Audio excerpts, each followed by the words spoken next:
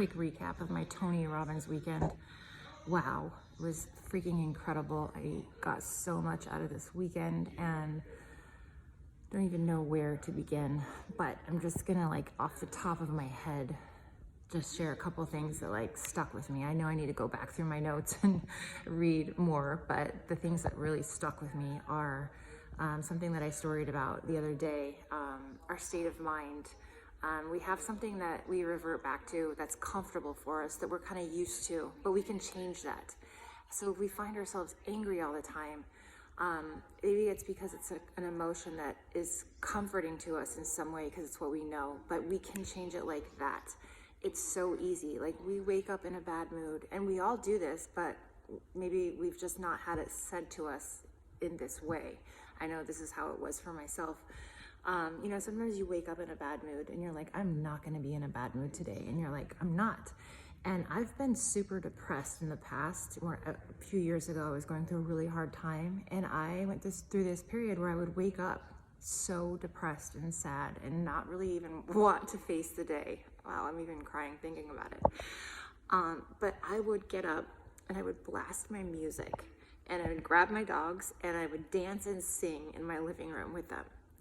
And I instantly got happy. It totally, completely changed my day like that. And we did this exercise where we were greeting people in different ways based on our thought, where he put us. So, think of it. If you were starving and your kids were starving and you had no choice but to be super nice to the next person you saw because they had a job for you, how would you greet them? You would put on the biggest cheesy ass smile and say, hey, good to meet you. And you'd smile. You could do it. You can change it like that. That's changing your state. That's an example. And another thing that really sticks out is this meditation that we did yesterday where, let's just say 13,000 people in a room. The energy that you can create with 13,000 people is freaking insane. And we did this meditation and he brought us to this place where we were it wasn't pleasant. We were kind of looking at our lives 10 years from now, 20 years from now even, and what it was going to look like if we did not get rid of these limiting beliefs that we had right only in our head that are stopping us from even pursuing our dreams or going full out for the things that we truly want, whether that's losing weight, whether it's that self-doubt, I'm not good enough, I can't stick to anything, or going for a dream because you're worried that people are going to say that you're not good enough. We all do it. We all have these fears, and we basically saw our lives in the future. We were forced to look at our lives and what they were going to look like if we did not get rid of those beliefs, and how it was not pretty and it did not feel good. And I'll be honest, as an empath, it really was horrible for me to feel all these people's emotions around me that were not good, along with mine. But it was such an awakening, because truly, no matter what goal you have, it's probably not big enough. And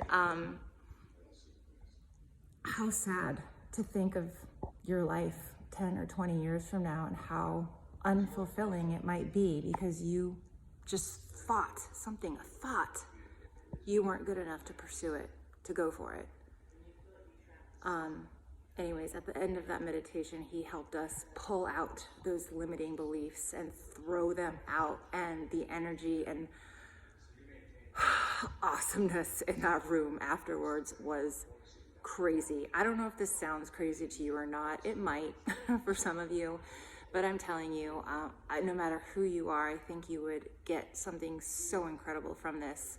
And I just really wanted to share it with you. I have never danced my ass off, sober, by the way, for so long, and hugged so many people that were complete strangers. And I'm just so grateful for this entire experience. I just wanted to share it with you guys. And also, something really crazy. Tony had asked the entire room of 13,000 people. He said, please raise your hand if you have somebody at home that A, would not come with you to this event, and B, thought you were off doing something crazy and joining some crazy cult. And would you believe, I was in shock that half the room raised their hand. Half the room raised their hand. To me, that is insane. Hopefully, we can push the people that we love, our friends, our family, our loved ones, whoever it is. Hopefully we can push those people to betterment, and hopefully we pull each other to want to be better.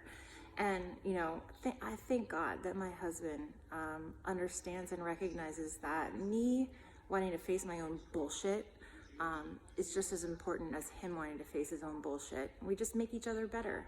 So, whether it's losing weight, going to a Tony Robbins seminar, finally going for some kind of goal that you really want, but you just don't think you're good enough, like, the people around you should be helping you and telling you that you are filling yourself full of bullshit when you say that you can't do something.